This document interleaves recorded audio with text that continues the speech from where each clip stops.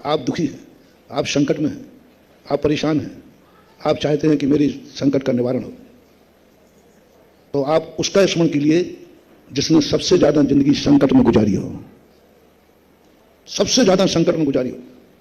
बस उसका ध्यान करना कर दीजिए, आप संकट से मुक्ति पा जाएंगे। आप संकट में पड़े हुए हैं, आप चारों तरफ से घिर गए हैं दुश्मन से। अब आपको कौन बचाएगा? जिसके जीवन में कभी संकट नहीं आए उसका नाम लेने की जरूरत नहीं है। जिस मंत्र में या जिस श्लोक में प्रशंसा भरी हो भगवान की, दो श्लोक पढ़ने की जरूरत नहीं है। ज्ञान स्वरूप ममलम प्रदंति क्षमता, वो कहा था ना, आप ये हैं, आप ब्रह्मा हैं, आप विष्णु हैं, आप हान हैं, इससे कुछ नहीं होने वाला। क्योंकि इस समय आप कहां हैं? संकट में। बहुत बड़ा मोटिवेशन है मानव। इस समय आप संकट के घेरे में हैं, कोई भी बचने का उपाय नहीं है। और इस समय आप लगे हैं भगवान आप बहुत भक्तिमान हैं, आप महान हैं, आप ये हैं, आपको मुनि महाराज लोग ये कहते हैं। एक श्लोक आया है उसमें भक्तामृत, तो मचन के माध्यम योगीश्वरम बदतम। हाँ ऐसा, हाँ ऐसा सब। ये संकट मोचक मंत्र नहीं है, श्लोक नहीं है। जब तुम्हारे अच्छे दिन चले तब पढ़ लेना साता से। अच्छे दिन जब चल रहे हो तब पढ़ना ज्ञान स्वरूप ममलम आदि आदि। इस समय तो ये देखो, सबसे ज्यादा मैं चारों तरफ से घिर गया हूं, चारों तरफ से दुश्मन घेरे हैं, अब बचने की कोई आशा नहीं है। तो अब श्लोक में देखो कि कौन सा श्लोक है जो सबसे ज्यादा संकट का वर्णन करता हो। दुश्मनों से घिरा है चारों तरफ से, कोई बचाने की उम्मीद नहीं है। अब भक्तामृत पढ़ो।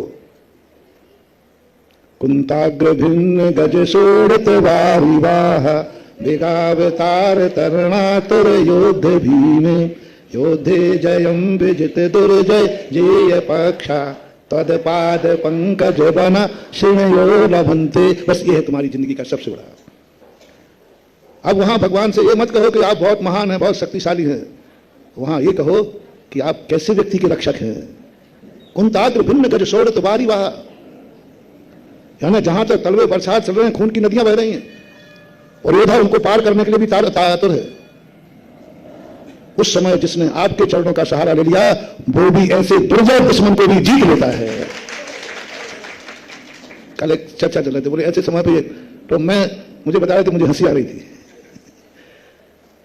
क्योंकि भक्तांबर की एक एक कड़े को जितना मैंने जिया है, शायद कोई मानतो आचार्य महाराज में जिया होगा।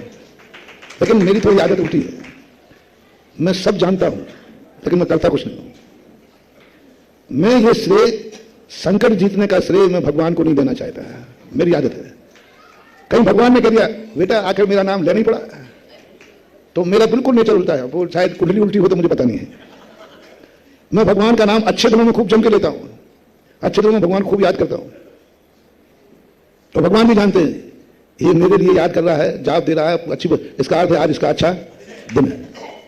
और जिस दिन मेरा दिन गड़बड़ होता है उस दिन मैं भगवान को पूछता भी नहीं हूं कि भगवान आप हो कि नहीं। मैं नाम नहीं लूंगा। माला फेरता हूंगा तो माला पर रख दूंगा, भक्तांबर पढ़ता हूंगा तो उस दिन तो नहीं पढ़ूंगा जिस दिन संकटमय जीवन होगा। क्योंकि मैं नहीं चाहता हूं कि ये श्रेय भगवान को जाए। मैं चाहता हूं ये श्रेय भगवान के बताए हुए मार्ग पर चलने से आवे। मैंने एक बार कविता सुनाई थी ना, शायद सभी सुनी। हे भगवान तुम मेरे रास्ते के कांटे दूर मत कर देना, अन्यथा मैं नाराज हो जाऊंगा। दादागिरी देखो, दुनिया तो भगवान की नाराजगी से डरता है, और मैं भगवान से क्या कह रहा हूं, भगवान तुमने गड़बड़ किया तो मैं नाराज हो जाऊंगा। ये चलती है अपनी टेलर है अपना अपना अपना अपना टेलर है। हे भगवान तुम मेरे रास्ते के कांटे दूर मत कर देना, अन्यथा मैं नाराज हो जाऊंगा। क्योंकि मैं तेरे रास्ते के कांटे दूर नहीं कर सकता। इतना उत्कृष्ट नहीं हूं लेकिन इतना निकृष्ट भी नहीं हूं कि मैं अपने रास्ते पर तुझसे झाड़ू लगवा लूं। मैं इतना उत्कृष्ट नहीं हूं कि तेरे रास्ते पर झाड़ू, लेकिन मैं इतना निकृष्ट भी नहीं हूं कि मैं अपने रास्ते पर तुझसे झाड़ू लगा लूं। भगवान कहते हैं कि फिर तू आता क्यों मेरे लिए? सबसे ज्यादा तू भक्ति करे, सबसे ज्यादा तू मेरी प्रशंसा करे। मंदिर मंदिर में शांति धारा करवा डाली, मंदिर मंदिर में भक्तांबर पढ़वा डाला, तो फिर तू इतने नाटक करता क्यों है? तुझे कोई मतलब ही नहीं है। बोले भगवान सुनो, सारी अकल आप में नहीं है। आपका सेवा होने के नाते कुछ तो अकल अपन में भी, तो फिर क्यों करता है इतनी भक्ति, क्यों भक्तों से करवाता है? हे प्रभु भक्त की भक्ति से प्रसन्न हो, और मैं भक्ति इसलिए कर रहा हूं कि आप मेरे कांटे रास्ते के दूर नहीं करना। मैं अपने रास्ते के कांटे दूर कराने के लिए तेरी भक्ति नहीं कर रहा हूं, तेरी भक्ति इसलिए कर रहा हूं कि हे भगवान मुझे ऐसा आशीर्वाद दे कि जब चलूं तो रास्ते में कांटे मिले और जब पैर रखूं तो वो फूल बन जाए। देखो ये कहलाती है होशियार बने तुम लोग, गड़बड़ करते। भगवान को हमने सिंहासन में बैठा दिया कि नहीं, और कांटे को क्या बना दिया? इसका नाम है अतिशयकारी। ये अतिशय। अब भगवान ने आगे अपने कांटे ढूंढे, काय का अतिशय, काय का अतिशय बताओ, क्या चमत्कार है भगवान के भक्त होने में? क्या चमत्कार है, क्या चमत्कार है भगवान के भक्त होने में? समुद्रभद्र महाराज ने गजब की बात की।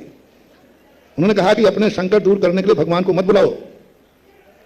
दो व्यक्ति हैं, एक व्यक्ति पर संकट आया तो वो पहुंच गया किसी के भगवान के पास, बोले भगवान बहुत संकट है, बहुत परेशान। उन्होंने कहा ठीक है चलो मैं चलता हूं, तुम्हारा काम हो जाएगा। तो सरकारी ऑफिस में गया, काम हो गया। दूसरा व्यक्ति वो था, वो भी गया, साहब मैं बहुत परेशान हूं, मेरी फाइल। बोले जाओ मेरा नाम दे देना, उसका काम हो गया। बताओ दोनों में प्रभाव किसका ज्यादा है? बस हमारे जिनेंद्र यही है, समुद्रभद्र कहते हैं दुनिया के भगवान तो भक्तों के संकट दूर करने आते हैं, बचाते हैं। कहते चल बेटा मैं तुम्हें वहां तक भेज देता हूं, रास्ते में संकट है ना।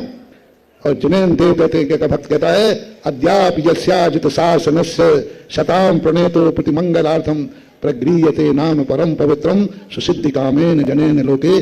जिनेंद्र भक्त कहता है भगवान मेरे भगवान को आने की जरूरत ही नहीं है, उनके नाम से ही काम हो जाता है। ये धारणा अपनी होना चाहिए। हम प्रभु को बुलाते हैं, अरे हमारे प्रभु वो हैं जिनको आने की जरूरत नहीं, उनके नाम से ही काम हो जाता है।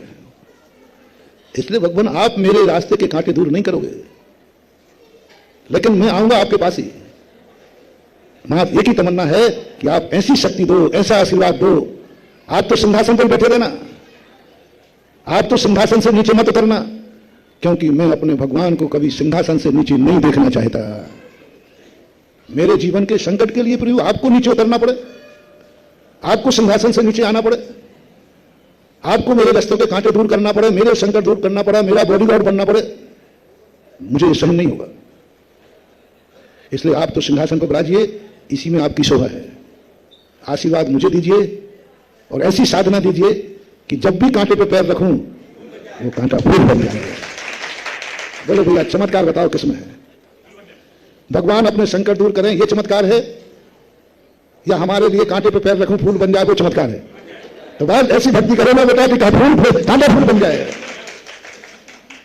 सीता ने भगवान को नहीं पुकारा कि भगवान बचाओ, उन्होंने कहा नहीं भगवान आपका नाम ही काफी है। और अग्निकुंड क्या बन गया? सुदर्शन ने कुछ नहीं कहा भगवान बचाओ मुझे सूली लग रही है, उन्होंने कहा भगवान आप तो वहीं बैठे रहना, आप तो वहीं बैठे रहना। एक बंदे में तुमने ऐसी ताकत दी है कि जैसे सिंहासन सूली लगेगी वो सूली सिंहासन हो जाएगी। भगवान का नाम नहीं लिया, भगवान को नहीं पुकारा।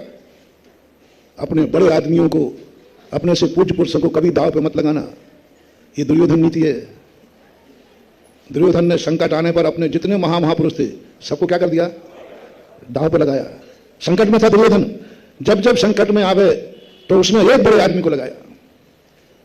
जब उन्होंने सोचा कि आज युद्ध हार गए, पराजित हो गए, तो तुरंत उन्हें ताजश्री आ जाओ लाइन में, ताजश्री को सेनापति बनाया, निपटा दिया उसी दिन। गुरुदेव आ जाओ, गुरुदेव को निपटा दिया। कृपाचार्य आ जाओ, कृपाचार्य को निपटा दिया। कारण मित्र था, बोले बेटा आ जा, विपत्ति काल में मित्र तो काम आता है, लो निपटा दिया। और अंत में स्वयं भी निपट गया।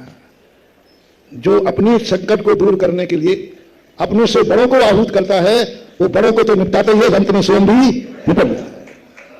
और देखना हमारे मर्यादा पुरुषोत्तम राम को देखना, संकट आया उन पर भी, बल्कि दुर्योधन से ज्यादा संकट था, बहुत संकट आया। लेकिन आप देखना एक को बड़े को नहीं मरने दिया, सूचना तक नहीं दी। हनुमान से कहते हनुमान तुम कैलाश पर्वत जा रहे हो ना, तुम अयोध्या में सूचना दोगे क्योंकि उसी के ऊपर से निकलोगे। उनको सौगंध कराई तुम अयोध्या में कोई भी सूचना। बताओ भैया कायदा से संकट के दिनों में अपने बड़ों को सूचना देना चाहिए कि नहीं? बोलो ना सबकी बात। हाँ महाराज देनी चाहिए। तो बड़ों को सूचना नहीं देंगे तो किसको देंगे? अपनों को सूचना देना चाहिए। इतने संकट में थे, बल्कि ऐसे संकट में जब विदेही का अपहरण हुआ था तो श्री राम को कैसे न कैसे अयोध्या सूचना भेजना चाहिए थी। ससुर साहब को सूचना भेजना चाहिए थे, जनक जी को, गुरु जी को भी सूचना, सबको भेजना चाहिए थे, आओ सब लोग आओ, अब संकट की घड़ी आ गई है। नहीं दी। जब मैंने ये चित्रण पढ़ा कि जब रामचंद्र जी हनुमान को सौगंध चढ़ाते हैं पहले नियम कर कि अयोध्या में कोई सूचना, मैंने कहा ये क्या बात हो गई, इतनी संकट की घड़ी, ओहो गजब गजब। मौत सामने पड़ी है, लक्ष्मण भैया अचेत पड़ा है और स्वयं ने भी सभी मरने की घोषणा। कितना बड़ा संकट होगा, इतना बड़ा संकट की कहा कि प्रातःकाल यदि लक्ष्मण जीवित नहीं हुआ तो मैं भी प्राणों के त्याग की बात कब आती है। ऐसे संकट की घड़ी में कह रहे हैं कि सूचना मत देना। मुझे बात समझ में नहीं आई। ऐसे संकट की घड़ी में सूचना नहीं देना, गुरु के पास, जनक के पास, किसी के पास निषेध कर रहे हैं। हनुमान जी कहते हैं कि प्रभु क्या बात है। बोले नहीं, मैं अपने से बड़ों को सुख नहीं दे सकता हूं तो मैं अपने दुख में उनको दुखी भी नहीं कर सकता हूं। हम उनके काम नहीं आ सकते हैं तो हम उनसे काम ले भी नहीं सकते। बहुत बड़ा सोच वहां, बहुत बड़ा मनोविज्ञान है महानुभाव।